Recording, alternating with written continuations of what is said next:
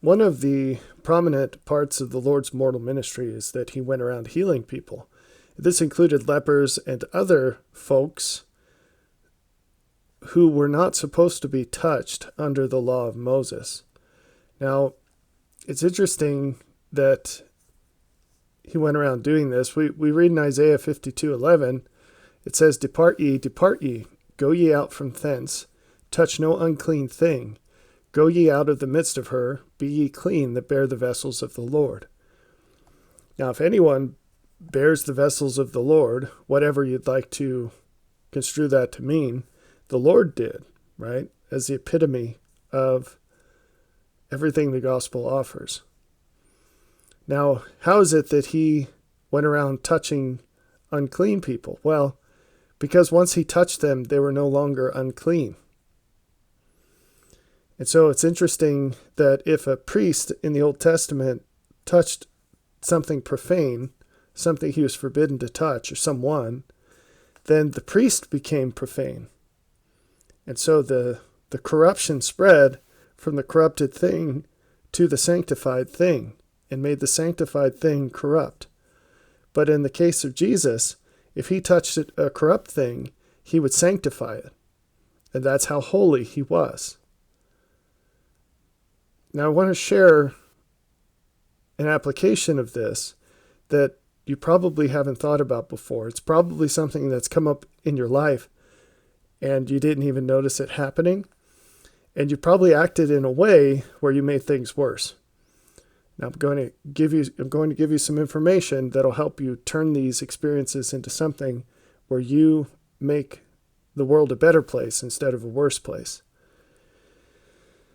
So what is that? Well, as you're going about your life, as you strive more and more to be the best person you can be, and in that way more fully embody the example of Jesus Christ, you're going to find that people you know or people you meet, they're going to invite you to do things that are below your standards.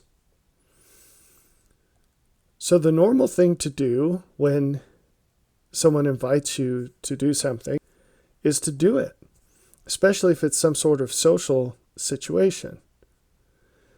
But the Christ-like thing to do is to use all interactions with others to invite them to be better than they are, up to the limits of what you know and what you are yourself. So a good example of this is that many people go around touting that Jesus ate with sinners. Jesus ate with sinners. If you read the reference, he went to them. He invited them to come to him. There wasn't this, I'm going to go to the dregs of society and hang out there because somehow I might be of service. He called them to follow him. It's more correct to say that they came to him, not that he went to them. And it's a misrepresentation. When people say Jesus ate with sinners, it's a misrepresentation. He ate with repentant sinners. That is, people who used to be sinners. When you come to Christ, you come up. You can't come to Christ without going up. He'll call you, but then the response to that call, it always includes your improvement. And we need to apply this to our interactions with other people more fully than we do. Now, there's a more churchy application of this, something you probably hear more at church, which is when we think about these specific quote-unquote bad things that people shouldn't do. And that's important. It's also very important to boil this down to more normal interactions that you probably don't recognize as sinful. So what do I mean by that? Well, let's suppose that someone in your life likes to spend more time than they should in some sort of recreation. And this is recreation in the purest sense. They're just trying to have a good time. We could go into specifics there, but you probably get it. Let's keep it broad. And they invite you to participate in this recreation with them. Now, most people would just go for it, right? Some people would say, I really can't. I have other things I need to do that are more important. But almost no one would see this experience for what it really is. Too often, we misinterpret invitations to spend time with other people as a sign that they like us. They might think that that's what's going on. You might think that's what's going on. But often the truth lies in something much more nefarious. It turns out that people that waste time or who spend their time in poor ways, they are actuated by a spirit. And it's not the Spirit of God. When you take up their invitation, what you're doing is you're corrupting yourself. And I'll get more into this in a second. We're going to talk about sacred and profane. When you take up their invitation, what you're doing is you're setting aside your own standards to go and do something lower than what you would otherwise do, something of less value. What's actually happening is at a much higher level than you're aware of. This person is being used to reduce your value. And you're taking the bait. You're touching a leper. And you're not healing the leper. That's if someone were to ask you, hey, the Old Testament says not to touch lepers. When is it a good idea to touch lepers? When you can heal them by touching them. When is it a good idea to eat with sinners? When they stop sinning because you're eating with them. Or even before that. When they listen to your invitation and stop sinning. When your interaction with someone causes them to be more like you instead of causing you to be more like them. And this is obviously directional. You'd want to spend time with people who are better than you. You should only spend time with people who are worse than you when it results in them being more like you and you still being less not like them. Let me say that again. When it results in them being more like you and does not result in you being more like them. If those two conditions aren't true, you shouldn't do it. Well, how do you know if you should go for it or not? You actually have to think about the value of what's offered. You can do this in churchy ways by looking at the list of no-nos and lists of okay, this is allowable. But there's a better way. You can actually think about the net benefit of what's offered and compare it to everything else you could do. Now, one thing that a surprising number of people fall prey to is the illusion that there's any such thing as free time. In fact, there's a significant portion of the population who thinks that all time is free time, and then sometimes we have to work. The truth is that all the time is time we are given that's precious, so precious. It's a precious gift from God, and it should be anxiously employed to the greatest benefit at all times. And if you fall short of that, you're wasting your life, and you will absolutely miss out on outcomes that are only available for the people who do it right. Now, this doesn't mean you have to be a workaholic. It doesn't mean that you have to necessarily look any different from the outside to another person. It does mean that you're constantly thinking about the best thing you could do, meaning what you could do right now that would yield the greatest long-term benefit. You really have to think about that if you want to be a disciple of Christ and if you want to get anywhere near the kind of joy you could have in this life.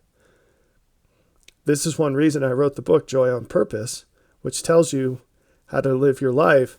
It gives you a tool to figure out how to live your life for the greatest long-term joy. How to boil that down to the daily, even moment to moment. So don't let yourself get sucked in by something that has lower benefit than what you would have done otherwise. Instead, invite other people to join you in what has greater value. Now, if they're the ones doing the inviting, go for it. Go for whatever gives the greatest value. Doesn't matter who it comes from. It just matters if you know about it, you do it. These can be teaching experiences. So when someone invites you to something that has lower value than what you would do otherwise, you can push back and say, hey, I'd love to spend time with you. I'll tell you what, I really have to cut all the deadfall out of my orchard. Why don't you come over and help me with that? Or you could say, why don't we do this other thing instead? And if they say, well, because I really wanted to do this fun entertainment thing, you can say, well, there's your teaching moment. Now you've been invited to explain yourself. You can say, well, I mean, that does sound fun, but one, you could say I have things to do, but you could make this more broader and say, it's really important to me to spend my time in ways that produce value. And at the end of the day, that sounds fun, but if I do that today, at the end of the day, I'm not going to be satisfied with myself. And here's something we could do. Maybe pruning the orchard's not on the list, but whatever the thing is, here's something we could do that's fun and valuable for more than just fun right now. There's so many things you can do that are fun, but also produce value. And there are things you can do that don't produce any value, even if they're fun right now, or any value beyond being fun right now. There are so many virtuous things that can be done in life that it's really hard to find a way to waste time that isn't extremely detrimental. It's not that the thing itself is harmful per se. It's that it displaces things that have greater value. And that's the problem. There's nothing wrong with downshifting to something because you have less energy. You've been doing tax returns all day or something, your mind's fried. So you're going to draw a picture or play an instrument instead of continuing to do your tax returns. There's nothing wrong with that. That's good. You have to downshift to adjust to the resources that you have. But that doesn't mean that you just pretend you're off the hook and you get to be a lost boy from Peter Pan for a few hours before you go to bed. Right? That's not good, and it's a really big deal. See, without ever doing anything overtly harmful, you can still waste your entire life and do a great deal of harm because of the good you leave undone. And this is something that you have to understand.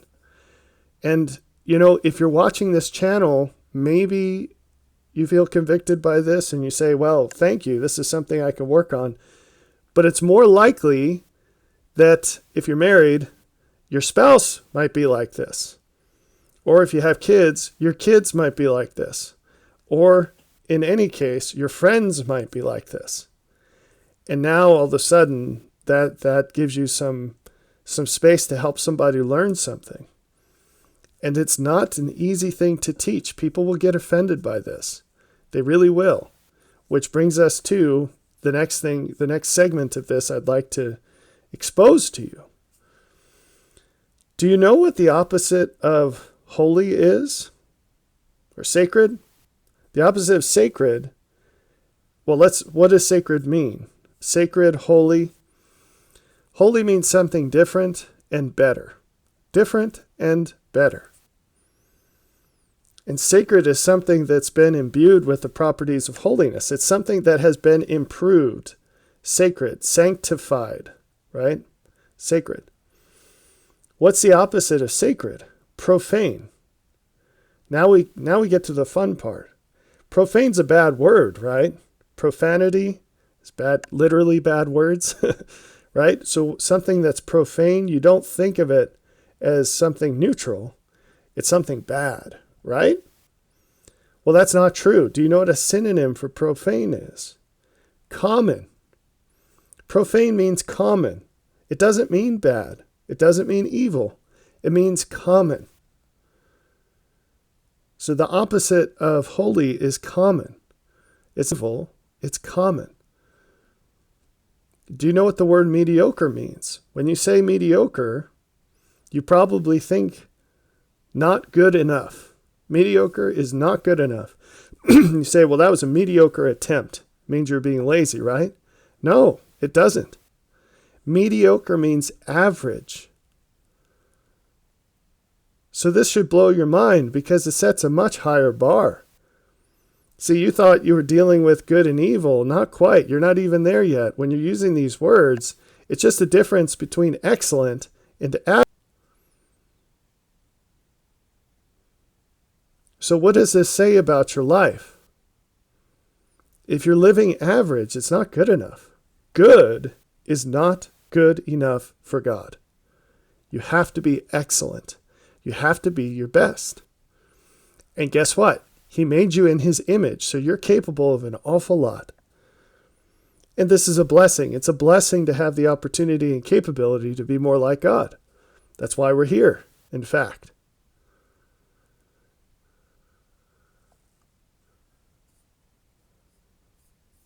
I thought I had stopped recording for a moment. I got a little worried that I'd lost all these nuggets. All right. So if your friends, if the people you spend your time with are mediocre, then you've got some work to do. If they're your friends, you need to invite them to be better. And if they don't want to be better, you can find better friends. If they're your family, you don't get to choose that one. Well, the choice has already been made. But you can and should opt out of spending time with them if they refuse to spend time in ways that make you and them better. Don't succumb to the temptation to trade the sacred for the profane. Be holy. If you want to bear the vessels of the Lord, do it in a holy way. Do it by healing the lepers that you touch. Call the people in your life to a higher standard, not necessarily a churchy standard of here's the list of things that are good and the list of things that are bad, but teach them to evaluate the worth of the choices they make, the activities they engage in, and to identify and choose things that add value rather than take value away. This is a very important thing. Don't suspend your standards just because you get invited to spend time with someone else. Invite them to live your standards. I'll give you an example of this. If we have people come visit, my whole house is on an early wake-up schedule. Now, they don't wake up as early as I do, but they do wake up early compared to most people. And so when visitors come, when I'm tired at night, I say, hey, good night. And I really don't care what's going on, right?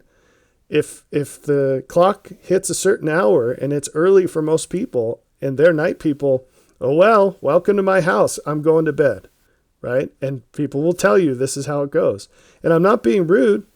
It's just that my schedule is more important than any visitor. The things that I do that require that schedule are more important. And so I will not adjust that when guests come over. And they'll tell you, so if something's happening and I feel that we're engaged in a really important conversation and I do stay up later, I will still get up early. Okay? Now, I'm not super uptight about that. It's just the way it goes. And they'll tell you, we were up till 10 p.m. and I was still up at 3. And they probably know that because I'm still doing my daily schedule and I'm down lifting weights in the basement while, they're still trying to get some sleep. And it's another thing that I'm not going to set aside. So get up early and lift weights with me if you come over, or don't, but I'm not stopping. You can come with me if you'd like, but I'm still going to where I'm going. And we really need to be better at this attitude. Because I'll tell you, one of the most effective ways to teach someone of something better is to be a living example. And there's no better way to do that than interacting with them face to face. And so if they come into your life somehow, into your bubble, don't pop the bubble for them. Say, hey, let's do this thing that's better. Or if they're doing something better, jump on that, right? Jump on that. It doesn't matter how big or little it is. It's a big deal. So I hope that's helpful.